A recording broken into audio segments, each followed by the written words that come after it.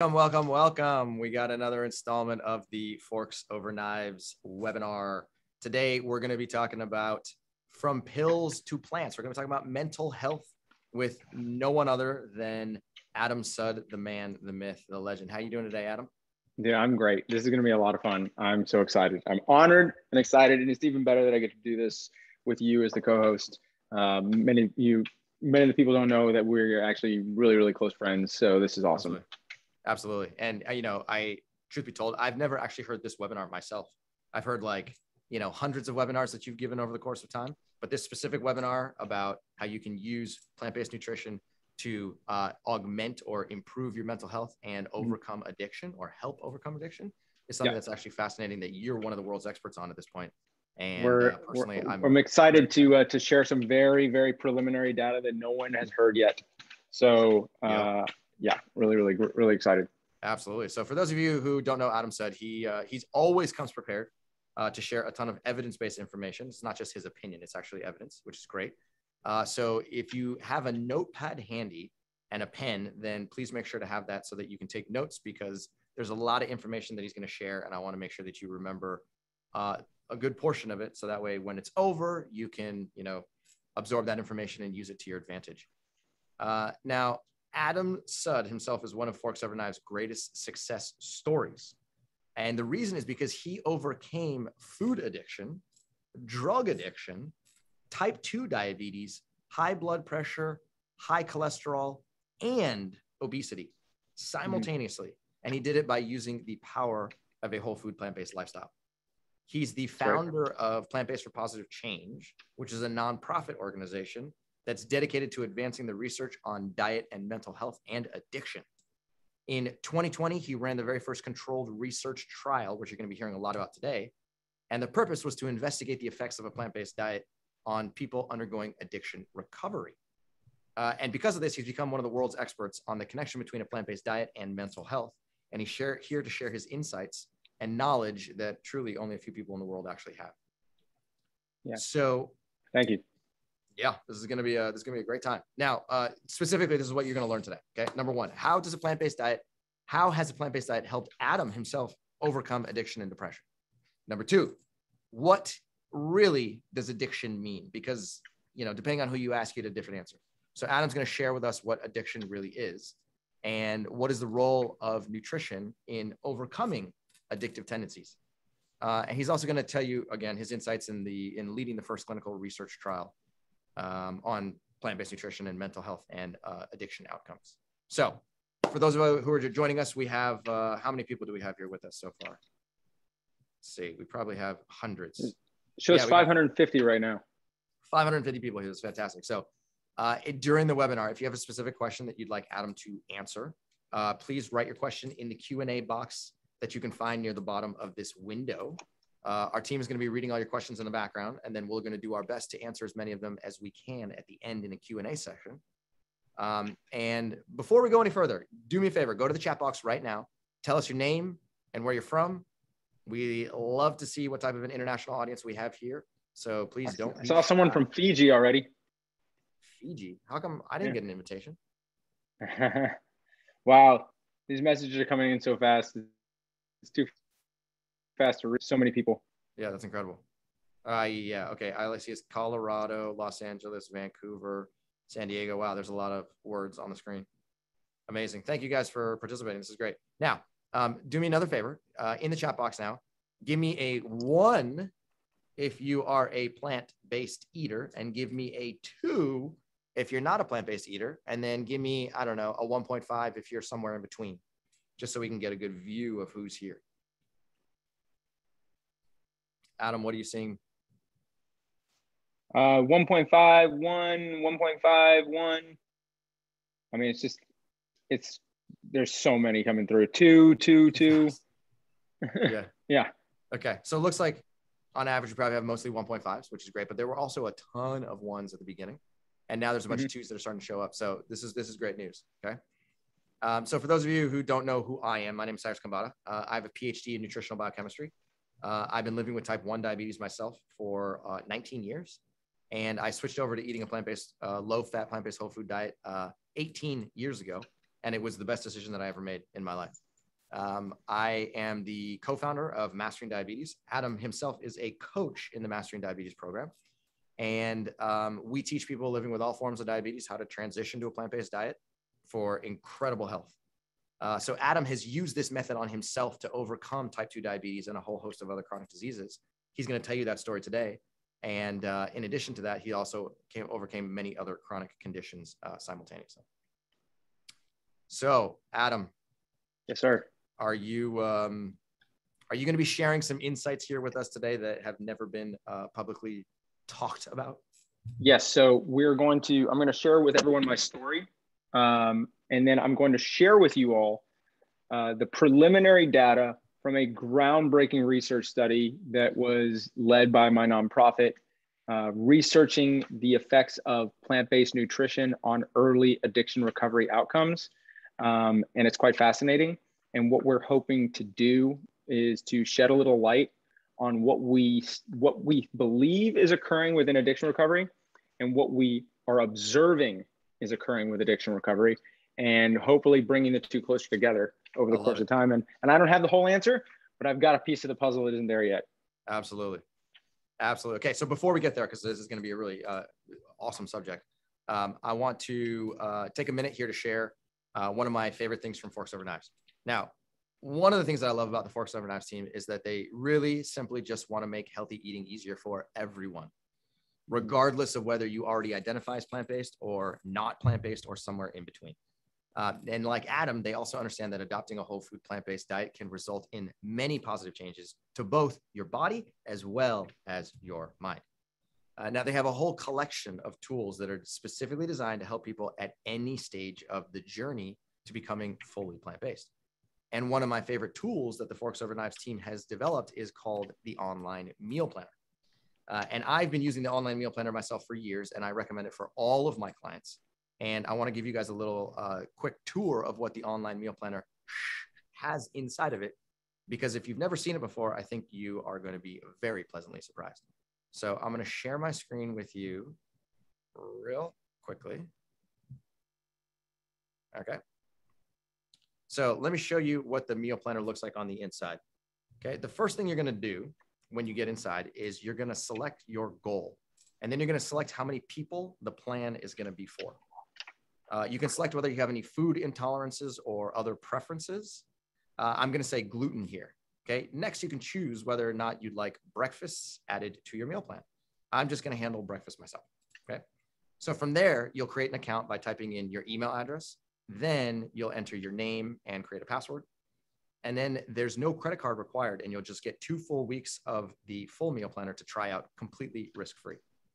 Now, once you log in, the first thing that you're going to see is your meal planning dashboard.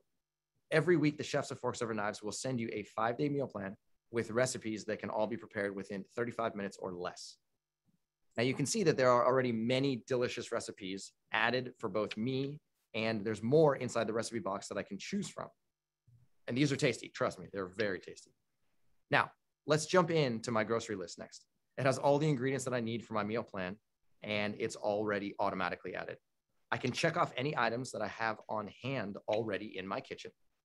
And when I'm at the store, I can easily access the grocery list on my phone or my tablet to make my shopping very fast and very easy. It's all about efficiency. Now, one of the features that I think really sets the meal planner apart is the weekend prep cheat sheet.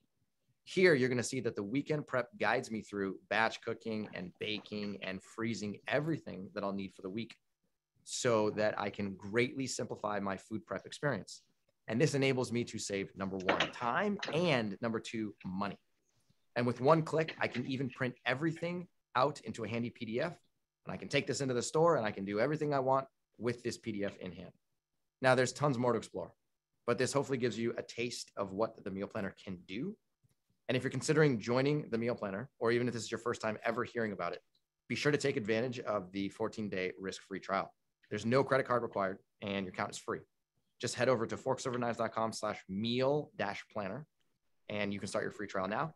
Take a look at the chat box because the link is in the chat box, and you can just click on that link and get started today. I seriously hope you guys do take advantage of this offer.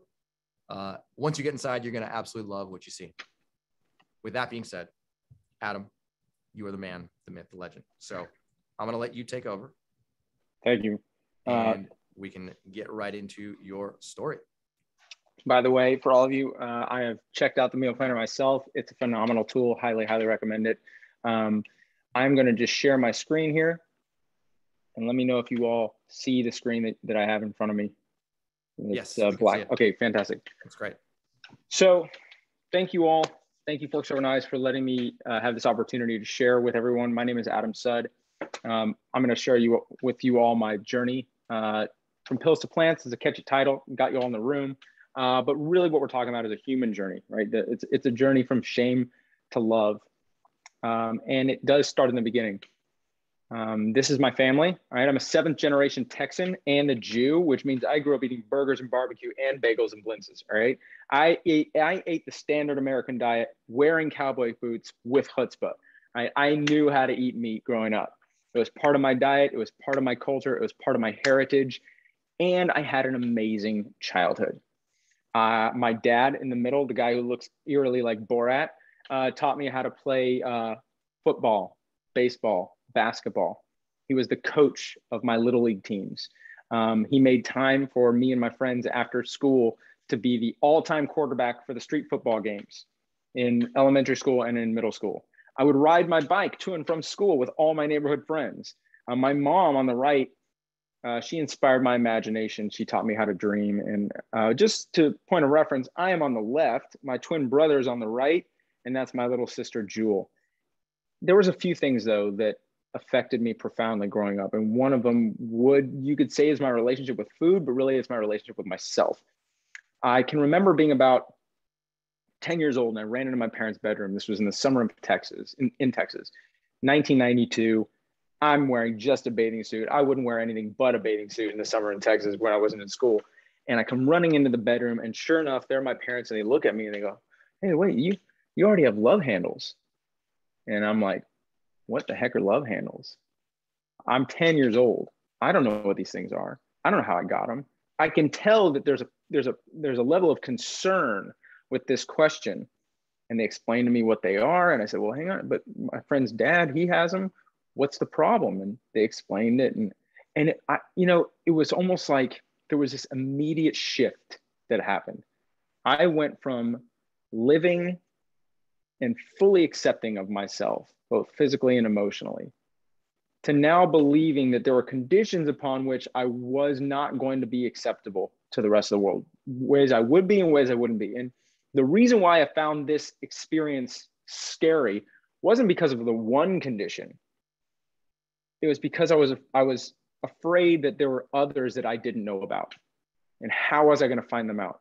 How was I going to know whether or not I was acceptable to the people that mattered most to me? And I became very hyper vigilant. I was very aware of how people were responding to the way that I looked, the way that I dressed, the way that I talked, the way that I behaved, the things that I chose, the things that I didn't choose to do.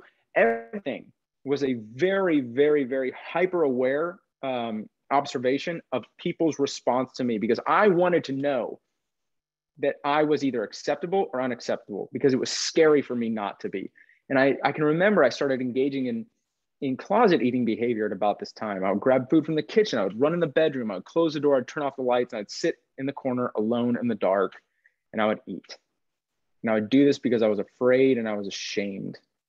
I was afraid that my parents were going to see that I wasn't capable of doing the things that I believed that they needed me to do to be acceptable, which was to lose weight.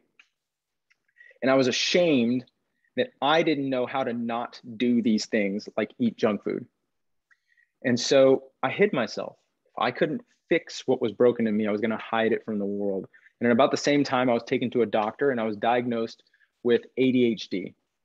And I was put on Ritalin, right? This was happening commonly at the time. But here we have a doctor, a person in a white coat, who my parents respected. Their opinion mattered. And his opinion was about me. And what this doctor was essentially saying, not word for word, was, guess what? We found something else about you that doesn't work properly, that the rest of the world, including your parents, would rather you not have. But we have a solution for you, and it's a pill It's called Ritalin. What you're going to do is you're going to take it every single day, and then it will appear as if you don't have this problem.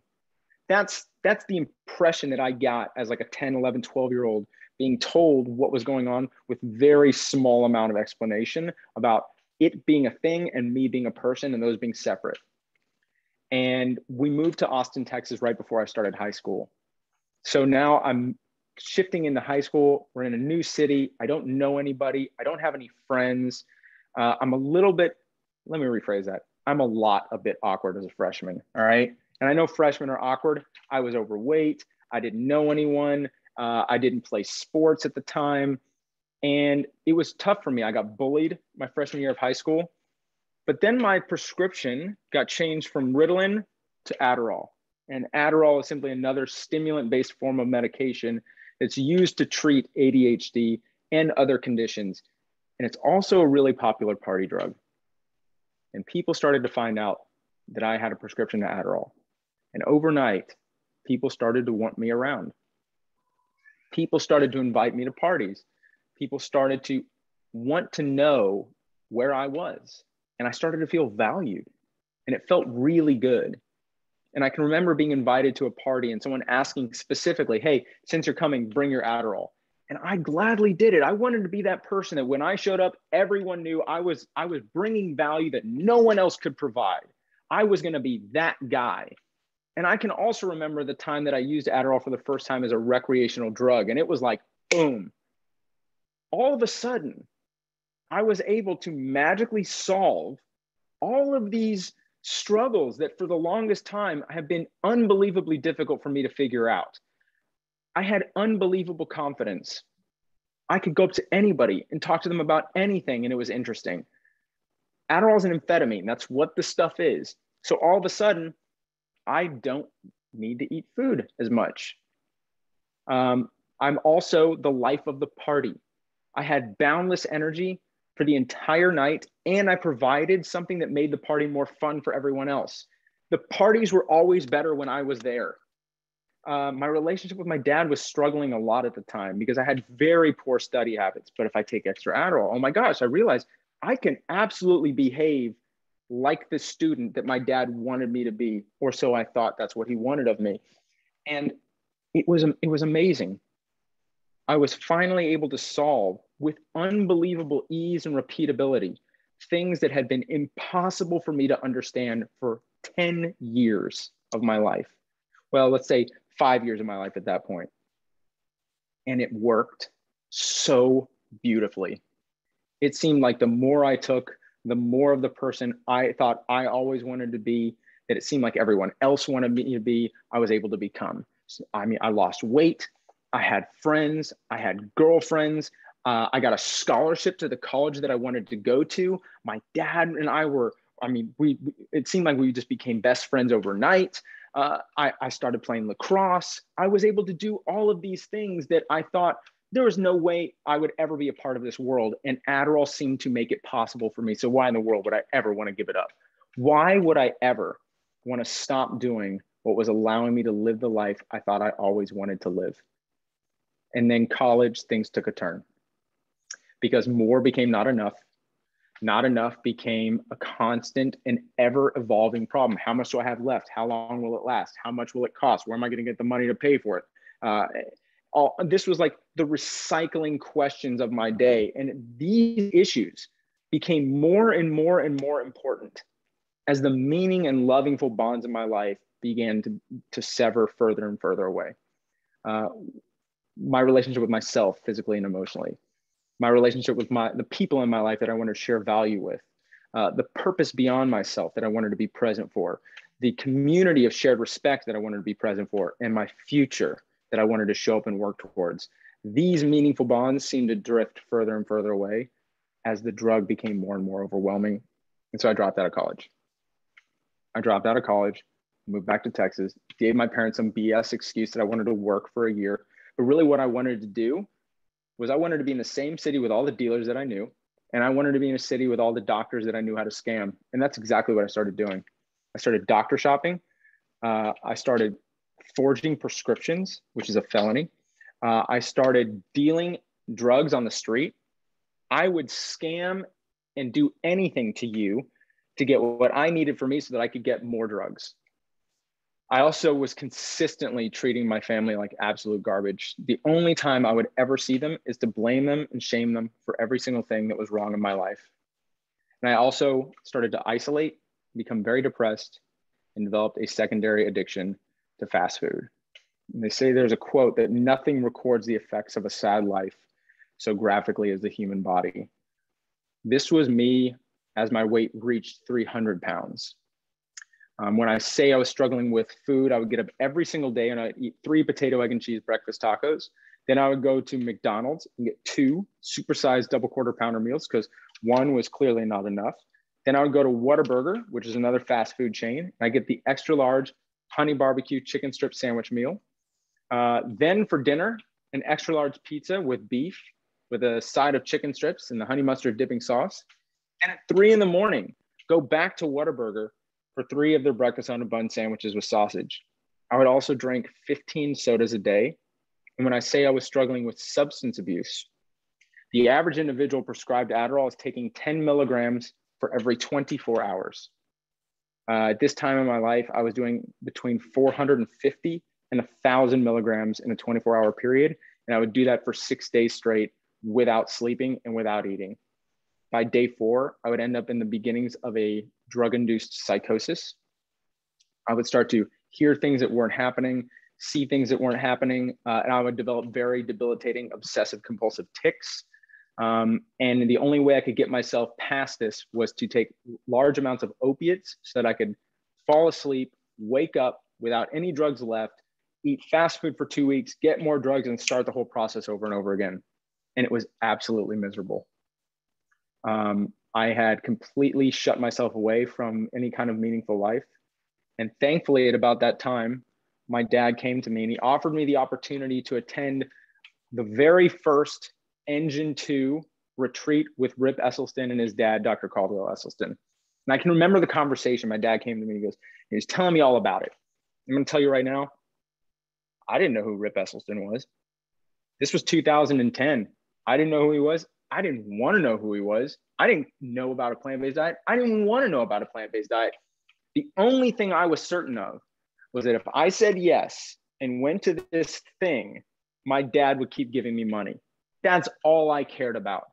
So I agreed to go and I went. I was high when I went. I brought drugs with me.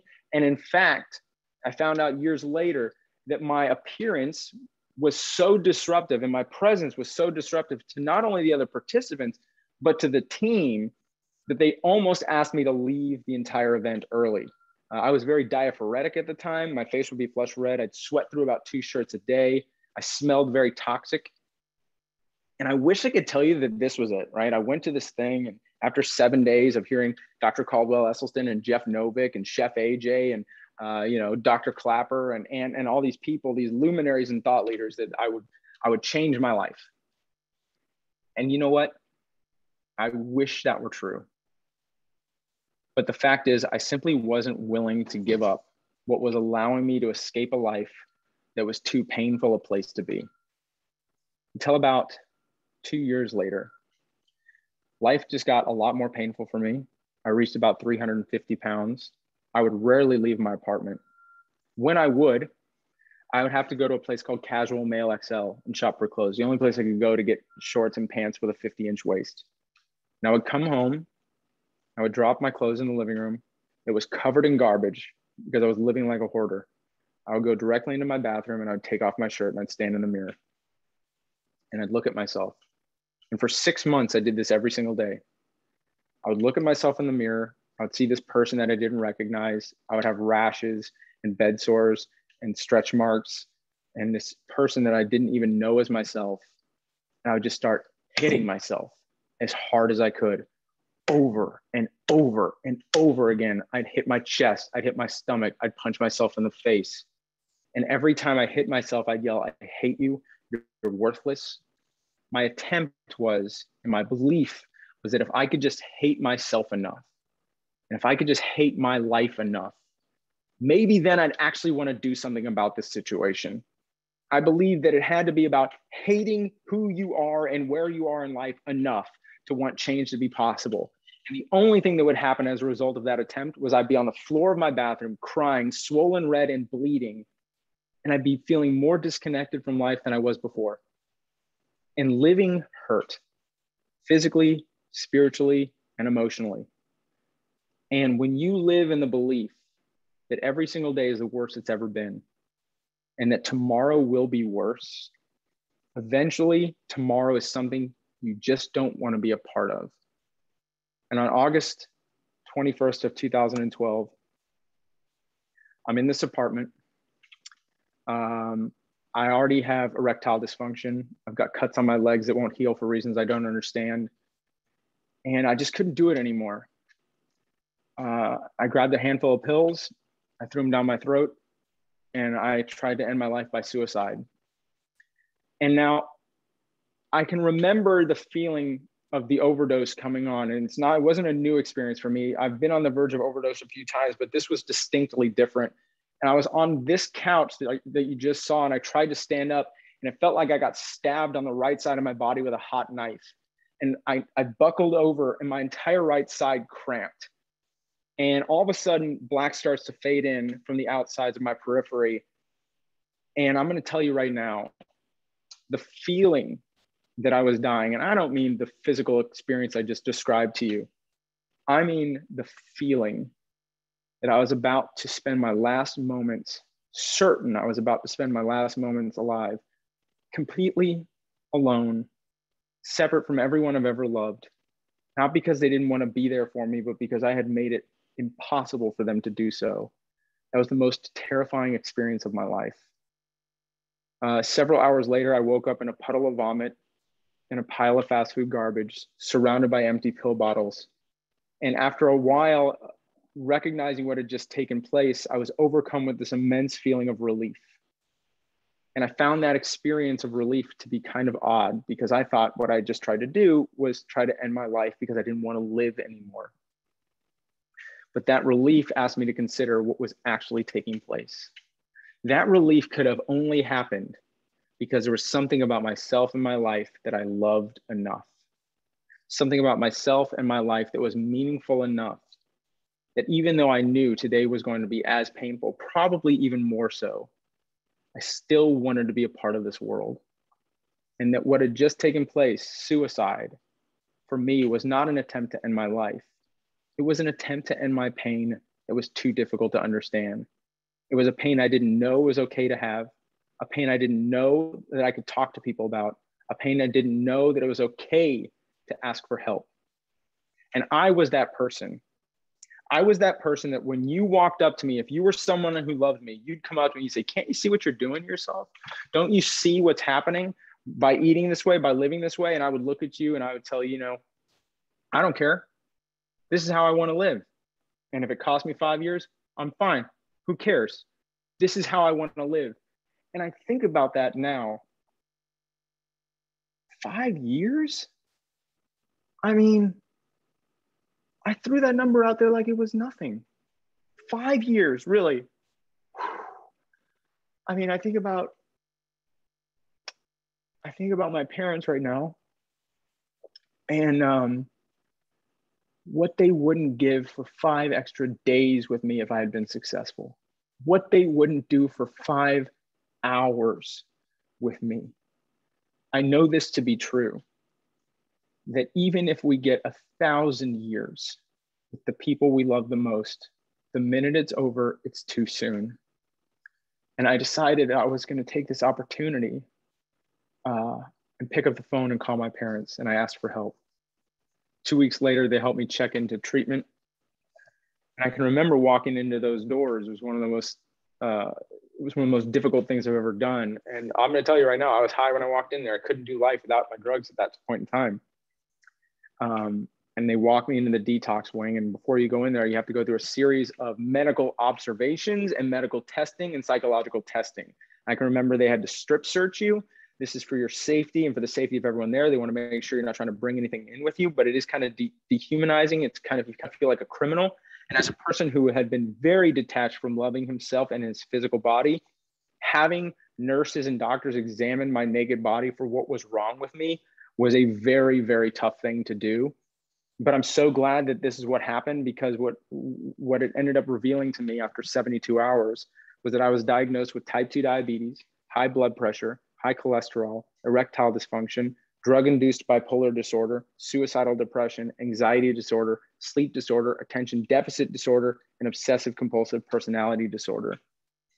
And my entire understanding of recovery was completely crushed. I was a walking cliche.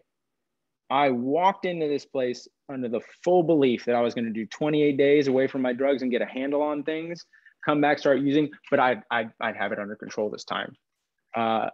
And thankfully, I was so sick that I had to abandon that as an idea, because what was just told to me was that if I wasn't willing to radically change everything about the way that I was moving through the world, 5 years wasn't guaranteed to me, sober or not. And I can remember the doctor saying, hey, you're diabetic. You're going to be diabetic for the rest of your life. And you have heart disease. You're going to have heart disease for the rest of your life. And you're an addict. You're going to be an addict for the rest of your life. This is who and what you are. And I got super offended by it, because I was transported back to this retreat with the Esselstyns, where I was told a very different story. That, hey, you know what? More than likely, the reason why I found myself in that situation wasn't because there was anything wrong with me. It's because that is a very predictable and reasonable response to the way that I was living my life. And that if I was willing to radically shift how I was living my life, I could actually take charge of my health. Essentially, if I'm the problem, I get to be the solution. And I did not come to that understanding myself. I ran out of the doctor's office and I went to the dorm room and I picked up the phone and I called my dad and told him I was leaving rehab. I said, I'm done. I'm out of here. I can't do this. Quit. So what are you talking about? It hasn't even been a week. What do you mean you're leaving? He could hear how scared I was. I said, I thought all I had to do was get off drugs. Now I found out I have diabetes, I have heart disease, I have all these other psychological conditions that they're talking about, and I don't understand and I can't do it. I'm out of here. And he said, hang on a second, Adam. Let's just say, for the sake of argument, that you have diabetes, that you have heart disease. And let's just say, for the sake of argument, that maybe some of these psychological things are occurring as well.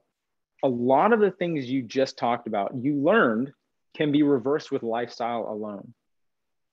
So Adam, if there's something about your life that you don't like and you can do something about it, it's not a problem.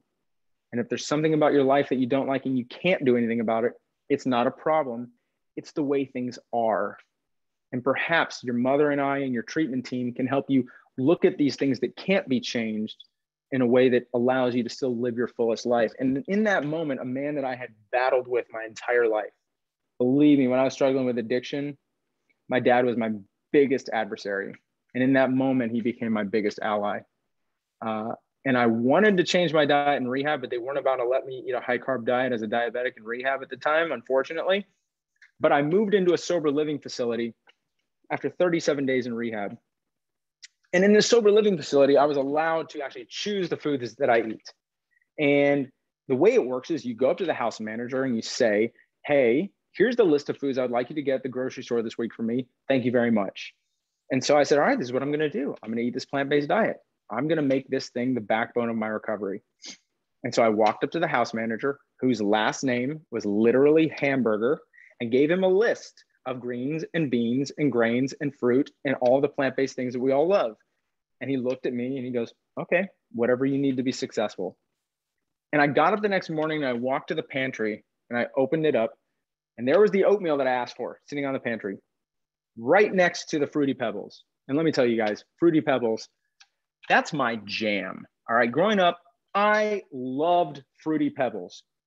And I'm standing there looking at them both, fully understanding the consequences of both decisions. I know if I choose the oatmeal, it's going to empower the change that I want to see in a positive direction. I also know if I choose the Fruity Pebbles, it's going to continue to fuel the things that is making my life painful. So why in the world, knowing this, did I still want the Fruity Pebbles?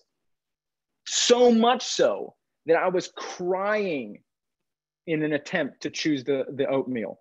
And I couldn't figure it out. And then I stumbled across this book called The Pleasure Trap by Dr. Doug Lisle and Alan Goldhammer. And in this book, and there's a phenomenal TED Talk by the same title, They talk about the biological mechanisms of compulsion. If we knew what to do to be happy and healthy, why is it so difficult to do it? And in fact, it makes complete sense. There's nothing wrong with me. If we think about it, humans have spent 99% of our existence within an environment of scarcity, where everything we did, every choice we made had to get the most for the least, the most calories for the least energy, the most pleasure for the least amount of pain. And we developed a guidance system to direct us towards those choices once we discover them, and it's called dopamine. Dopamine is a phenomenal chemical, and I'm so glad humans have it, because if we didn't have it, we wouldn't know that potatoes are a better choice to survive in environments of scarcity than kale. If it didn't feel more successful, we wouldn't be compelled to eat the potato instead of the kale if the choices were available in an environment where calories aren't guaranteed. Over the last 100 years, there's been an amazing shift in the modern environment where calories are more dense or caloric choices are more dense than they've ever been. And the ease at which we could repeat those choices is easier than it's ever been. And it feels unbelievably successful. What this book told me was when I was standing there looking at those two choices, knowing the impact that they would both have, and still wanting to choose the Fruity Pebbles wasn't because I was weak. It's not because of lack of willpower or self-discipline or motivation. This is my body doing exactly what it has designed itself to do over the course of human evolution in order to believe it's being successful. This is me doing exactly what my body is designed to do. This book also describes how if I could just simply make the healing choice, eventually my dopamine receptors would reset and the oatmeal would taste and feel more successful over time. Essentially, this book taught me what I believe to be the invariable truth of lifestyle change and recovery. I have to get up and be comfortable being uncomfortable. And you might ask yourself, well, it's pretty obvious why he would want to do it. And most people would look at me and they'd assume that they know why. Like everyone has heard this, you got to define your why. Oh, well, look at him. He's 350 pounds. He's got diabetes and heart disease. He nearly died from substance abuse. These are his why, right? And it's true. Every one of those things was occurring. None of it was my motivation. I do not believe humans are motivated by negative consequences. I believe it's a fundamental misunderstanding of humanity to believe that. Negative consequences are an amazing thing because they highlight loving and meaningful bonds in our lives that are being threatened. Those invaluable, irreplaceable, loving and meaningful bonds in your life that give you the experience of being alive in a meaningful way. Negative consequences threaten those loving and meaningful bonds. It is those bonds. That is why we do what we do. That is why we do anything in life, why we learn to do it better or we learn new things. Essentially, I told myself that I was going to focus less on what was the matter with me and more on what matters to me. Make food a way of reconnecting, as a vehicle to reconnect myself to those loving and meaningful bonds. I think about my whole life and I was viewing myself as an adversary to my body. Like my body was my enemy. My whole life, I've had weight problems. My whole life, I've never been the fastest or the strongest or the most talented on the field. And I always believed, like, I don't know what it is. Like, why is my body just not good? And every single day was an attempt to either restrict enough energy or push enough energy out so that I could beat my body on the scale every once in a while and finally feel like I was taking control. And I remember being in my sober living house in my bedroom, talking with my house manager. And we were talking about the day I survived suicide. And I had this realization, like, wait a minute, hang on a second. What if that story has never been true? What if surviving suicide was the ultimate expression of the fact that my body has never once given up on me? That my body has been fighting for me since the day I was born. And the fact that I'm alive, given everything that I put myself through, is because my body has never once given up on me. My body's been my ally my entire life, and I just forgot that was true. Because somebody or something got me to believe that I had to be something other than I was to be acceptable, and I believed it. Once that happened, my body became my enemy. When I look at my body as my ally, there is no restriction. When I look at my body as my ally, every choice is an act of caretaking, of nurturing a body that wants me to thrive. And in 4 months, I completely reversed my heart disease, my diabetes, and my erectile dysfunction. At this point, I'd probably lost about 50 or 60 pounds and I was feeling great. But at the same time, I'd get up every single day and I would have these temptations and cravings and urges for food, for drugs. And I was like, I don't get this. Like, how can I be successful and failing at the same time? And I talked to my counselor and he said, well, hang on a second. Why do you think you're failing? Simply because you're feeling. And again, as an aha moment where I dropped into this space and I said, wait a minute, hang on. Is it possible for me to be human and not feel temptations and cravings and urges or anger or anxiety or frustration or sadness? Absolutely not. Wouldn't want it that way. Is it possible for me to live my life, have those experiences, and be okay with it?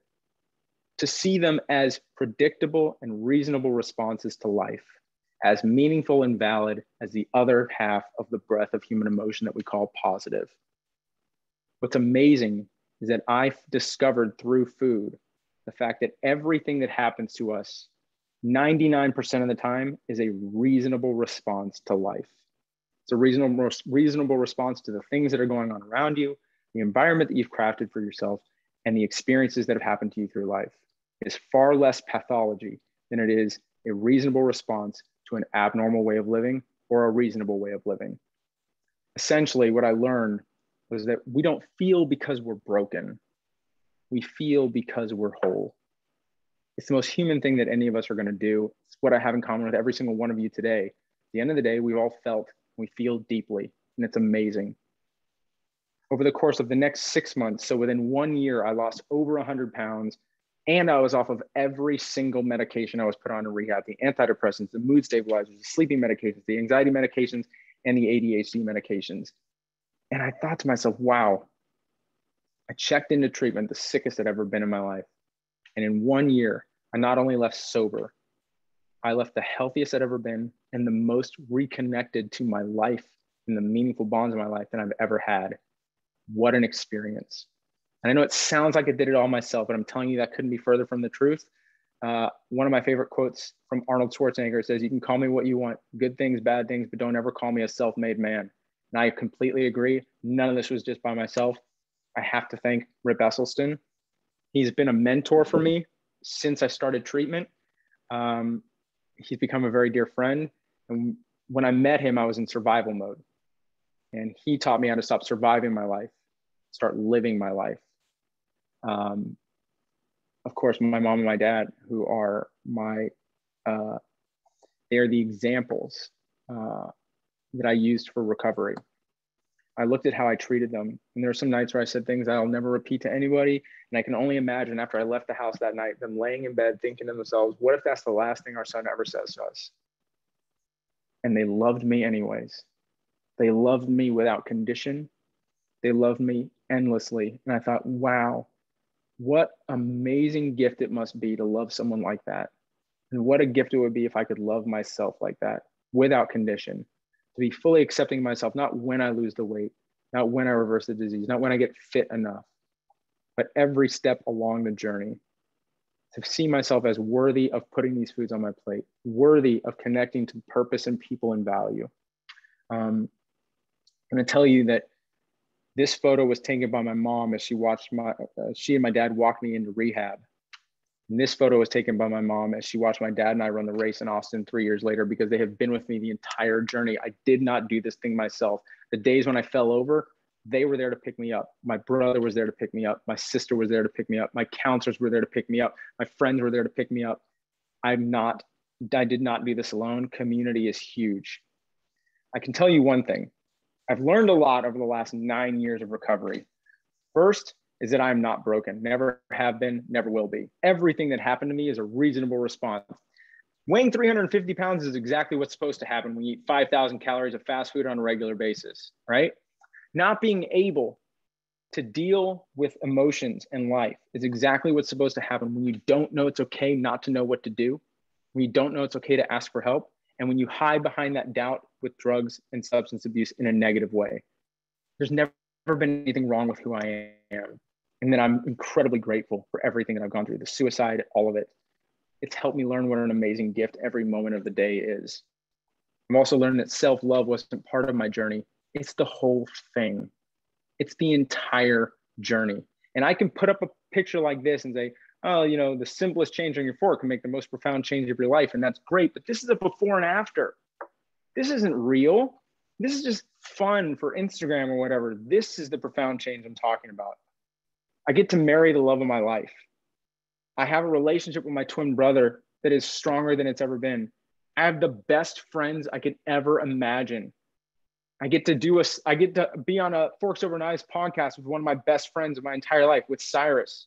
This is the meaningful connection I'm talking about. This is the profound change that I'm talking about.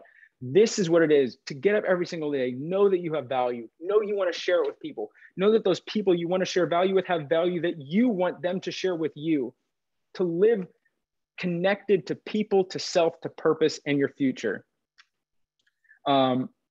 This has been an unbelievable journey. And I'll tell you, it's inspired me to take one step further. When I finished recovery, I spent the next 4 years living in Santa Monica. And I got very curious about nutrition. I went back to school, I studied nutrition, and I saw a lot of the people that I went through recovery with. Most of them honestly wanted to be sober. But within those 10 months that we all lived together in sober living, most of them gained weight. Most of them went on higher doses of the medications they were already on, and most of them went on more medications. And then I looked at myself. I lost 100 plus pounds. I got off of 15 medications, and I became the healthiest and most connected I've ever been. What does the role that nutrition plays in recovery? And sadly, there has never been a single controlled trial to investigate any diet and early addiction recovery outcomes in a treatment center. So I did it. I founded a nonprofit called Plant-Based for Positive Change, and we ran the Infinite Study. And we called it the Infinite Study because the treatment center where we ran the study is called the Infinite Recovery, but we are testing a nutrient-dense dietary intervention for addiction recovery. The team is incredible. Dr. Jay Sutliff is our research advisor, an amazing PhD candidate named Tara Kemp, who some of you may know because she's just a rock star, is the lead investigator. You probably recognize Drs. Dean and Aisha Sherzai. They're the directors of the Alzheimer's Prevention Program at Loma Linda University, and they're consulting physicians for the study. They're also, in my opinion, two of the greatest humans I've ever met in my life. Dr. Frank Cusimano, who some of you may know, is our nutrition and microbiome PhD. He's our microbiome specialist for our study. And our study is the very first controlled trial investigation of the effects of nutrition on early addiction recovery. Here's what we know about the role of nutrition in substance abuse disorder treatment and recovery. I find it interesting that my last name is the acronym for substance use disorder, but we'll get into that some other time. Most people enter treatment in a malnourished state. They're either overfed and undernourished, or they're underfed and undernourished. The dysfunctional eating patterns are common. Overeating, binge eating. Food can serve as a way to structure one's day as people in recovery are learning to organize their life around something other than their addiction. Remember, when people come into treatment, everything about their day is structured around when are they going to use, how are they going to use, everything. It takes second place to using. And so one of the great things about nutrition, being that it's one of the most controlled aspects of recovery, is that it's a positive change behavior that you can structure your day around. And we know that teaching nutrition to former addicts in recovery is often successful in fostering healthier eating behavior. We know this, but yet it's never been used and it's never been studied in regards to outcomes. So we believe that it has the potential to support and enhance treatment and recovery from substance use disorder. The nutrients of plants, in particular, the antioxidants, the polyphenols, the carotenoids, have protective and regenerative effects for brain and health function. Whole food plant-based diets are highly effective at preventing and reversing chronic diseases such as heart disease, diabetes, and hypertension, for which most addicts may have a higher risk. Remember, addicts typically engage in high-risk behavior and typically will spend less money on food. And if they have to, it's going to be on poor quality food. So typically, like I mentioned before, they enter in a state of malnourishment with some chronic disease issues going on. And that plant-based eating may facilitate greater connection, meaning, and purpose in one's life. I think it's important right now to define what addiction really is, because there's a misconception. The recovery world right now views addiction as a dependency model, that a person enters into treatment and they're suffering from substance abuse with heroin. What they'll tell this person is, your problem is heroin. And what you need to do is spend the next 28 days safely removed from your substance, Accept that you are an addict. That's who and what you are.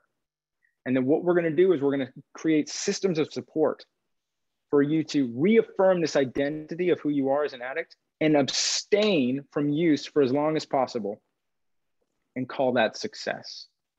Well, here's the problem.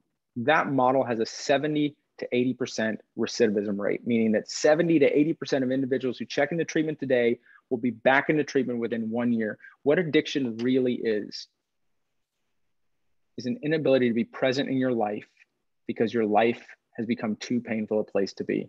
Human beings have a profound need to bond. We'll bond with ourselves, we'll bond with purpose. I believe there's about 4 or 5 meaningful bonds that I like to identify. One, a meaningful and loving bond with yourself, both physically and emotionally, that you want to show up and be present for every single day. A meaning and lovingful bond with a purpose beyond yourself within a community of shared respect that you want to show up and be present for every single day. A loving and meaningful bond with people in your life that you want to share value with, that you want to show up and be present for every single day, and a meaningful and loving bond with a future that is safe and that you want to work for every single day.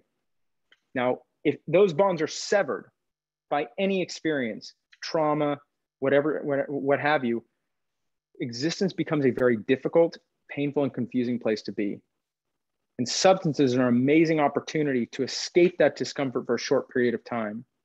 And when you're in a state of disconnection, when you're in a state of pain for too long, it's a slight and subtle and almost imperceptible shift into substance abuse. Because the first time you use it, it seems like the greatest solution you've ever found to a pain you don't understand.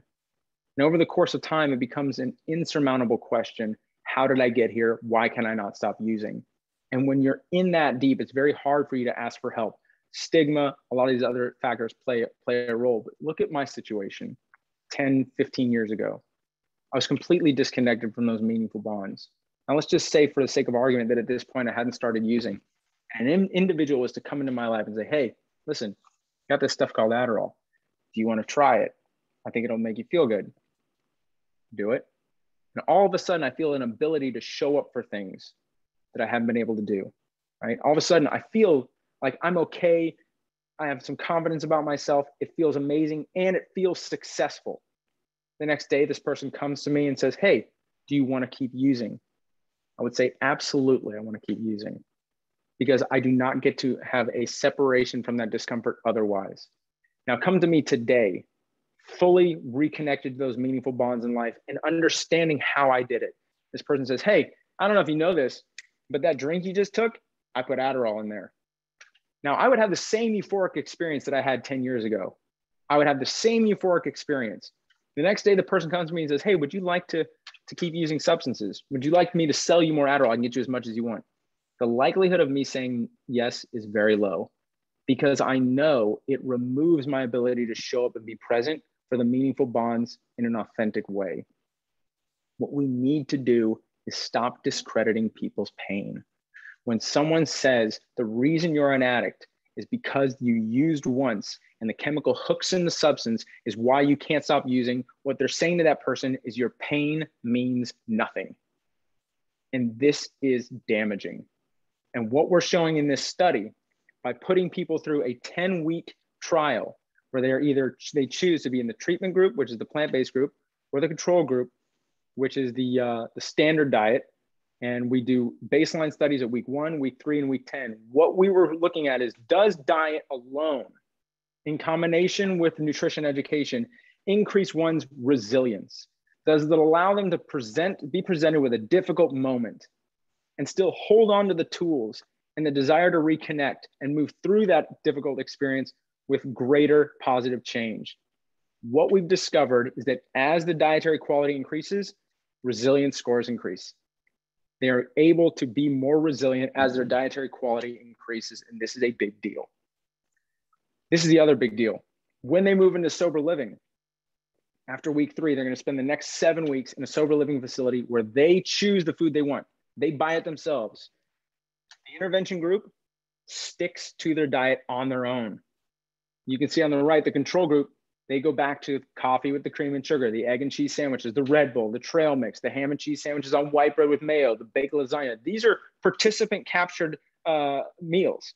This is what's actually happening. In fact, what we know is that in the treatment, that in the sober living facility, there is a 500% difference in fiber intake between the treatment group and the control group. And this is based on their own decisions. What we've discovered is that when you feed people plants, they keep eating plants out of treatment.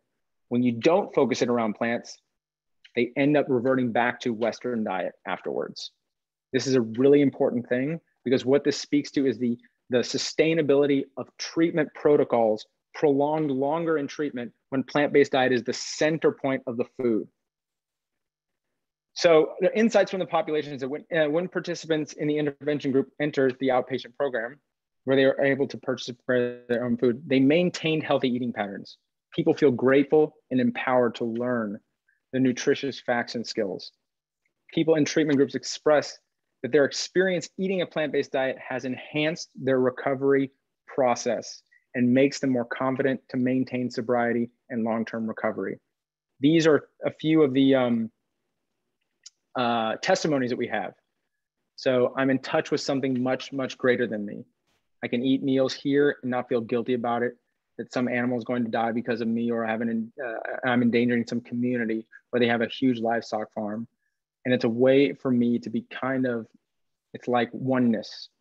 I always like to think of the movie Avatar and all the beings and trees. And it's like, through my diet, I feel more in touch with that. I don't feel hypocritical, and that's good. And it's a way for me to feel empowered about myself. This next person, it's really just a respectful way. Seems silly to eat animals and stuff. And this is about the ethical part of it. And then we have these more testimonials. Eating healthy helped me feel better for my recovery because my life is worth living right now. And I have a lot of things that make me happy and that I'm working on, like starting a business. And so I want to stay fully present and eat healthy for that. And if I'm eating if I'm eating like shit, it makes me like foggy and not feel like I'm doing the right thing. And so that would just bring me more into the depressive state, eating like that. Again, another testimonial. These are unbelievable. I mean, here's the thing, humans are storied creatures. So this stuff really speaks to me in the fields. I love this stuff. Again, this is preliminary data. We're going to be publishing the research, finalizing the manuscript this year. This is also a full microbiome study. So we're also going to look at changes in the gut in relation to changes in the various biomarkers of psychological and physical health. So we did full psychological workup, resilience, self-compassion, anxiety, depression, obsessive compulsive drug use, mania. We did full lipid panels. We did vitamin levels, omega-3 panel. We did the whole thing. High sensitivity C-reactive protein, which is a biomarker for inflammation. But at the end of the day, I'm not saying the diet is going to cure addiction. What I'm saying is that it's a huge missing piece of the puzzle. And it's something that is profoundly lacking in our understanding of how we best treat the human who's suffering. And that's important. It's important to remember that we need to stop defining people by what they struggle with. Addicts are not criminals, they're humans in pain. People who are suicidal are not crazy, they're humans in pain. And depressed people are not sick, they're humans in pain. And maybe if we stop defining people by what they struggle with, it will be easier for us to listen to their needs. And maybe we'll see that their needs make sense. We'll see that this is a human who's desperately wanting to reconnect to a meaningful life, someone who wants to be a part of this world. And the start of that person reconnecting is simply another person who's willing to listen to them. My name is Adam Sudd. You can follow me at Plant-Based Addict, adasud@gmail.com. If you want to reach out to me, I would love to answer any questions you guys have. And that is my presentation. Adam, unbelievable. I mean, I've watched that presentation, the first half of that presentation, probably 50 times at this point. And it's a tearjerker every single time. And I don't know if you saw this while you were talking, but the chat box was exploding. No, I couldn't see the chat box. Yeah. But I appreciate I could see that there are questions and hands being raised. So I appreciate that. You have over 700 people here who are giving you emotional high fives and telling you that you are their new favorite person. Thank you so much. For a good reason. For a good reason, no question. So that was very impressive. And honestly, the work that you've done here to really uncover the connection between a plant-based diet and mental health is something that's just truly groundbreaking. And it's really cool to see that your hypothesis here, which is that integrating a plant-based diet is going to make a profound difference in addiction recovery and help participants prevent reuse of substance abuse into the future is, it's a phenomenal hypothesis that you're now showing to be true, correct? And what we're really excited about is that, here's the thing. We're not looking at sobriety as an outcome, right? Because I'm not a fan of looking at abstinence as a goal. We're not looking at sobriety as an outcome. What we're looking at is how does food and nutrition education impact the mitigating factors that strengthen one's ability to recover to a meaningful life. Got it. And what's great about that is that makes this work applicable to the entire human population. What's unique about people with substance use disorder is that their tomorrow is a lot less promised than ours. And so they're forced to do so much of the work right now, or else they may not make it to tomorrow. And it being a treatment center, it's a controlled environment to run this study. And I think it's, what we're looking for is resilience. Does it increase resilience? And what we're finding from the preliminary data is that as the diet quality increases, the resilience scores increase, which is phenomenal.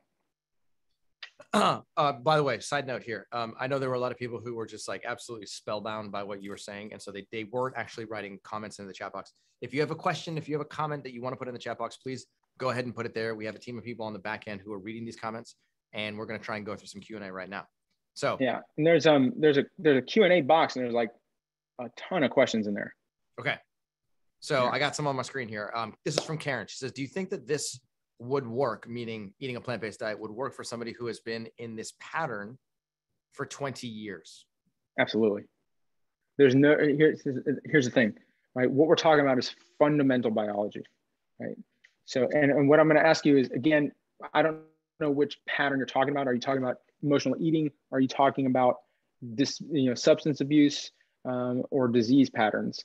But it's more than just the food. We have to be really understanding and really, I think I have to be very careful with this.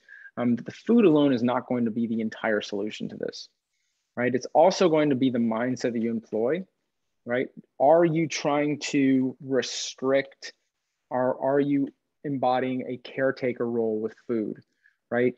Is it about reconnection to more, or is it trying to remove things? Because I can tell you right now, what I know to be true is that the answer to health and the answer to yourself has never been less. We've been fed this story for a long time that it's less junk food, less sugary drinks, less sedentary life, less staying up late at night, less. And if you do less of those things, you'll be healthy. That's nonsense. Yep. Human psychology hates the word less. As I talked about earlier about trying to outcompete scarcity. Mindset of more is what is required to do that. So human beings, the answer to health is more healing food, more fresh air and sunshine, more fresh water, more restorative sleep, more meaningful connection, right? So it's not just the food. The food is a huge part of the foundation, but you have to also address these other kind of obvious factors, right? Do you have meaningful connection with people in your life? Do you meaningfully connect with the outside world? Are you moving in the sunlight? Are you moving your body? Are you drinking water? Are you getting good sleep?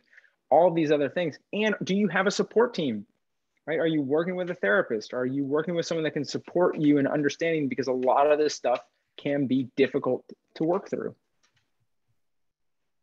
Absolutely love it. On the mental health tip here, we got a couple more questions here. Yeah. Would you recommend a whole food plant-based diet to somebody who is newly sober? Or do you think that trying to change your diet and refrain from substance addiction is too overwhelming for somebody who is newly sober? I honestly would recommend a plant-based diet to anyone, anytime. Here's the thing, right? Look, we recognize that certain foods reduce symptoms of withdrawal symptoms right? For like processed refined carbohydrates, absolutely, amazingly, they reduce withdrawal symptoms from opiates and alcohol. They do. We know this to be true, but they don't serve the individual, right? What we have to do is we have to be very honest with ourselves and set a very clear set of priorities and values that move us in a direction that we want to go. And we have to be aligned with healing protocols and recognize that the feelings that arise, if we have to say, I'm choosing plants over junk food today, and that makes me uncomfortable, that makes sense. And it's okay, and I'm okay, and I can still do this. And having support in order to make that possible is important. But we have to understand that the discomfort that arises isn't something to be avoided. It's something to be felt. It's something to understand. If you've been eating a certain way for your whole life, and all of a sudden you have to change your diet to a plant-based diet, the feelings of temptation and urges and missing a cheeseburger makes sense. It's as reasonable as it gets. And it's not something to try and fix how many potatoes do I need to eat to get over this temptation. That's absurd. It's about being willing to go the distance until those temptations and cravings lessen over time. You have to allow them to be okay. Okay, now how about somebody basically says, is there any research on the benefit of a whole food plant-based diet for bipolar 1 disorder or just depression? And the reason they asked is that I've had bipolar 1 for almost 20 years and medication helps me manage my mental health. If you have, well, number one, I'm not an expert on bipolar 1 or 2. And from my understanding, there is no study on plant-based nutrition and bipolar disorder. And I would highly, I'm not going to tell you, I would tell you, please keep taking your medication and work with your treatment team on that. But I'll tell you this, plant-based diet will in no way hinder you in your life. Good distinction. Very good distinction. Nancy says, sometimes I find it long and complicated to make plant-based meals. How do I do it? How do I stay focused? What's the easiest way to make it happen? Okay, here's the thing. Number one, I hear this all the time. I'm like, what are you guys making? Okay, because I'm in the kitchen like 10 minutes. If it's gonna take your time, make it worth your time. That's what I always say, right? If I'm gonna have a baked potato, I'm not baking 1 potato, I'm baking 10. All right. And if I'm baking something in the oven, I'm also going to be cooking something in the Instant Pot. And what's great about that is that it requires zero observation. It's passive preparation. I can do that and be doing other things. I can do that and be chopping and sauteing. I can be doing that and setting myself up for the whole week. And make it simple. Look, when I first entered treatment, I ate the same meals every single day for 10 months. I had oatmeal for breakfast and a rice and bean bowl with veggies for lunch and dinner every single day for 10 months. I didn't choose to do 10 months. It just happened to be that. The commitment I made to myself was, I want to make it so simple that it's nearly impossible to find an excuse not to do the healing thing. I wanted to make sure that my environment was crafted so that when I walk into the kitchen, it is obvious, easy, repeatable, and enjoyable for me to do the thing I need to do every single day, right? So make it simple. Make it simple Monday through Friday. And then on the weekends, go for the elaborate stuff. But we don't need to have all these like elaborate 15 ingredient recipes every single day to enjoy your food. My recipes are typically 5 ingredients at most. And most of the time it's oats or potatoes or lentils or stuff like that. Yeah, simplicity is truly king. And actually in the Forks Over Knives meal planner, there's actually a whole collection of recipes that are very, very simple. They don't require very many ingredients. They don't require much time. They really require 2, 3, 4 different ingredients. You can assemble it into a bowl. You can put the right spices on top of it and boom, you're done. It can be very simple. So the more you simplify early on in the process, the easier it's going to be and the more sustainable your lifestyle will become over the course of time. No question. Absolutely. How do you eat at a restaurant while maintaining a whole food plant-based approach? Well, look, all right, here's the thing. All right, restaurants, they're, you just got to take it, do the best you can, right? One of the things I've become very passionate about is being a caretaker for myself. I actually love, I prefer to eat at home now because I get to be the one that makes the choice for what I feed myself because I know that it impacts the way that I perform in the gym. It impacts the way that I get up in the morning. It impacts my thinking. It impacts all these other things.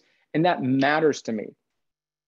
I'm very behavior focused, not result focused in terms of what and why I do things, right? And the behaviors that I engage in, I've made them very meaningful to me, right? They are connected to allowing me to be present for meaningful and important things in my life. Things that matter, like working for Mastering Diabetes and being the best coach that I can be, requires me to have an energy level to coach up to 30 people a day sometimes, right? I have to have energy to go to the gym because I love going to the gym, right? I love exploring what's possible.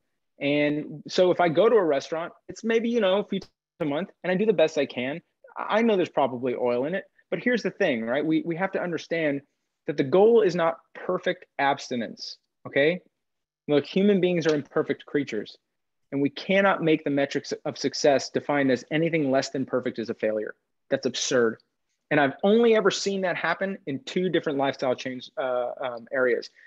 Perfect is only the metric of success in substance abuse recovery and food. And it's nonsense. What we need to do is be 100% committed to doing the best we can 90% of the time or greater.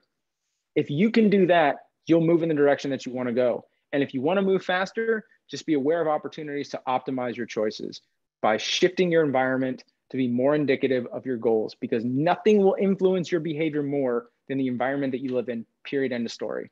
Like Cyrus, how hard is it for you to resist that diet pizza that's in your freezer? What diet pizza? That's exactly my point. Yeah, exactly right. Yeah, exactly. It's like, you know, out of sight, out of mind. If it's not here present in your house, if it's not in your cupboard, it's not going to be talking to you. It's not going to be tempting you. It literally is completely out of my realm of consciousness. And as a result of that, when I go to the kitchen, I literally don't have a choice. My choices include vegetables, fruits, legumes, whole grains, and I just eat all of those all day long. And I can tell you, I have the best health I've ever had. And do you want to know why I think Cyrus is one of the most self-disciplined humans I've ever met? Because he has purposely crafted an environment that rarely requires him to depend on it. Say that again. Say that again. Say it slowly. Cyrus, the reason why Cyrus has more self-discipline than almost anyone I've ever met is because his environment rarely requires him to depend on it, right? The most self-disciplined people you will ever meet in your life rarely need their self-discipline. They have crafted an environment so purposefully and meticulously that influences their behavior in the direction that they want to go, that they rarely have to use willpower to outcompete their environment. This is hugely important in changing what you eat, changing how you live, changing how you drink, and how you exercise, everything, how you work. If you make your environment more suitable for your work, you're going to work better, period. You just will. If it's uncomfortable, it's going to bother you and you're not going to work as well. If you've got, you know, vegan diet cheese pizza in the freezer, then you have to use willpower to not eat it. If it's not there, you don't. And that just makes you more self-disciplined because you don't have to use your self-discipline. Your environment took care of it for you. It's a great way to think about it. It's like, set your environment up such that you don't ever have to fight with it. Never have to. Right? And your environment refers to your kitchen. Yep. Your friends, the people that you hang out with, what's in your car. Maybe even the TV shows that you watch. If you're watching Top Chef and it tempts you, look, it's not that great of a show. Watch something else. Exactly right. Yep. Go watch some YouTube from some whole food plant-based eaters. Yeah. Yeah. There's no question about it. Okay. What is your number one snack item? Mine, I ate them all. I just ran out today because we're leaving town tomorrow. My favorite snack item right now, because it's hot, is frozen banana and ice cream. And it takes me 10 seconds to throw 2 bananas and a cup of blueberries in the Vitamix, blend it up, scoop it into this bowl, which I had right before this. I love it. Right now, I will eat ice cream anytime, all day long. I love it. It's so good. And the fact that I can eat a pound of it, it's 300 calories, just makes me so happy. So I can eat as many as I want. I mean, it is truly amazing how good banana ice cream tastes. Yeah. It's unbelievable. It's so good. And look, at the end of the day, do I end up spending more time cleaning in the kitchen? Sure. But in all honesty, it's maybe 5 extra minutes the entire day. Yeah, right. It's negligible. Okay. Here's a great question from Aldith. She says, explain to me what's happening in my brain when I have a craving for fried food. Does that Yeah. mean that I'm deficient in fried food, or is No. there something else that's happening? No. So what's happening is you have to understand that human beings have an internal guidance system that is trying to direct you towards decisions that it believes is in your best interest for long-term survival. And this guidance system has designed itself over the thousands and thousands of years of human evolution. And we spent 99% of that time trying to outcompete scarcity, which means that when we found something that was incredibly calorie dense and that had a lot of fat, we would get an unbelievable sensation of reward pleasure. It feels successful when we do it. And the reason why we feel like that is because our bodies want to make sure that if we can repeat that behavior in an environment where calories are hard to come by, we do it because it compels us to repeat that behavior. We have that same mechanism in our bodies right now. The only difference is without our guidance system's knowledge, the environment has made this drastic shift to where now we have very calorie dense, very high fat foods available all the time that were never available with such ease and repeatability over the course of human evolution. And your guidance system does not know this shift has happened. The reason why you crave fatty fried foods is because you once ate fatty fried foods and you repeated it again. This is a reasonable response to an environment that does not suit our natural history and our natural behavior. Okay, it makes sense. It's not weakness. It's not because you're deficient in fried foods at all. There's not a single human being on the planet that's deficient in fried foods. What it means is that you have not spent enough time separate from those decisions and connecting to healing foods in a way that allows you to have that temptation be softer over the course of time. And it will be, but the thing is, it's always going to be a temptation to some degree because it freaking tastes good. It makes sense. Like, that's why you're tempted, because you had a meaningful experience with it once in your life. And so it's okay. It's funny because when you state it like that, it just seems like such common sense. Like, of course my brain is basically trying to find a way for me to, that's in my own best interest. But yet oftentimes it's like, it's driving you towards the behavior that's actually worsening your metabolic health. It's worsening your emotional health. It's worsening your mental health. You're right, because not because of you, but because the environment is wrong. Exactly. Right? Exactly. When the environment is wrong, you have to use willpower. You have to employ self-discipline to try and outcompete your environment. And very, very, very few people have the ability to do that. When the environment is right, every single person has the capacity for remarkable change. Every single person.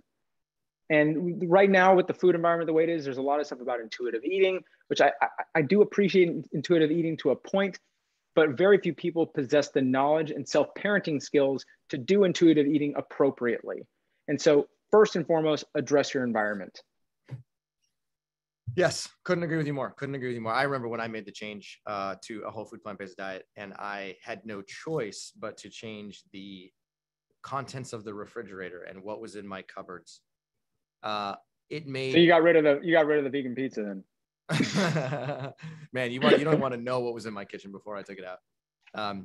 It makes a massive difference. I mean, it is literally to the point where it's a pleasure to be able to walk in the kitchen and be like, oh, okay, cool. What do I have right here? Fruits, vegetables, legumes, whole grains, herbs and spices, mushrooms, right? It's all available to you, and you don't have to fight. You don't have to think it very hard. You don't have to, there's not a tension-filled relationship between you and your habits. Your habits are just a natural extension of your environment, which is set up perfectly for success. And if you allow yourself to have that environment, then it can take away so much mental energy that you expend trying to make it work and make it work and make it work and make it work, because it's not necessary anymore. Exactly. Yep. Okay, Adam, we are out of time. I have 312 other questions to ask you, because people are very, very curious. I'll ask you one more just for fun. Sure. Okay. Are there certain foods that help you out the most when you do have a food craving? Well, number one, do you not have food cravings? Yeah. Well, of course I do. But the thing is, I remember I've been doing this now for 9 years. So I don't crave meat, eggs, and dairy. I crave fatty foods like any human. Human beings are champion fat storers. That's what we do, right? We have a compulsion to eat fat because it keeps us alive longer if we're out of energy, period, end of story. And so if I have high fat foods in my fridge, I want to eat them, whether that's, avocado, guacamole, a cashew cheese sauce that I make, something like that. Believe me, my mind is very aware that it's sitting over there. But what I do is I tell myself this: I'm not a restrictive person. I can eat whatever I want, whenever I want. And first, I eat in alignment with my priorities and my values. And I have a wild pursuit to do that every single day. And I don't know if that's unique to me or not, but I have so clearly defined my priorities and values that allow me to show up the way that I want to show up in my life. And I eat in alignment with those priorities and values. And when I'm done doing that, if I want a little bit of like the high fat food, like maybe there's a pint of Nadamu ice cream that, I have a fiance that I live with, and we enjoy, vegan ice cream every now and then. Maybe there's a pint in there and I want a bite after I've done the healing thing, because it's important for me to be in alignment with priorities and values. And when you're living in alignment with your priorities and values, it is not a restriction. It is a caretaking action. It is a devotion to yourself. It is a devotion to the people that you care about. It is an affirmation of change and positive direction. And that is really, really important for me. And that is self-love showing up. That is exactly what it is. And before we go, I want to say this, and I say this to everybody every time. There's two things I like to say. Number one, I've lost 8 friends to suicide and overdose since getting sober. And every single one of these people wanted to live their life. They were just in pain they didn't understand. If you know someone who's struggling, I want you to call them. I want you to text them. I want you to do something. I want you to reach out, and I want you to say, I love you. I love you whether you're using or you're not. I love you whatever state you're in. And if you ever need me, I'll listen to you, because I don't want you to be alone or feel alone. Listening is an act that is very, very close to loving. And for someone who is in a lot of pain, listening looks so much like loving that they can rarely tell the difference, right? And before I go, I lost a very dear friend last year, who some of you may know of. His name is David Clark. David Clark was a vegan ultra runner who's also a person in recovery. And I want to leave you with one of the best things I've ever heard anyone say, and he happened to say it. We've all heard the saying, live like it's the last day of your life. If you want to be happy, live like it's the last day of your life. David Clark used to say, please don't do that. If you want to be happy, treat other people like they were living the last day of theirs. So I'll leave you with that. And thank you guys so much for this presentation and for allowing me to be a part of it. Brilliant, brilliant, brilliant. Thank you, Adam. This is very helpful. Sage-like advice, there's no question. Before we go, just remember, like we talked about earlier at the beginning of the webinar, the Forks Over Knives Meal Planner has a 2-week free trial if you are interested in taking advantage of that. Like I said, I highly recommend it. Adam is a huge advocate. I'm a huge advocate. Every single member of Mastering Diabetes is a huge advocate. And you'll be amazed at just how easy it is to pull together a week's worth of meals in very little time. It's really, truly remarkable. It can be a true game changer for your logistical process of buying food and planning food and creating food and eating the food. So just visit forksoverknives.com/meal-planner. Again, forksoverknives.com/meal-planner. And we will see you guys here next time. Thank you for attending. Thank you, Adam. And we'll catch you guys here in the next episode. See you guys. Bye-bye.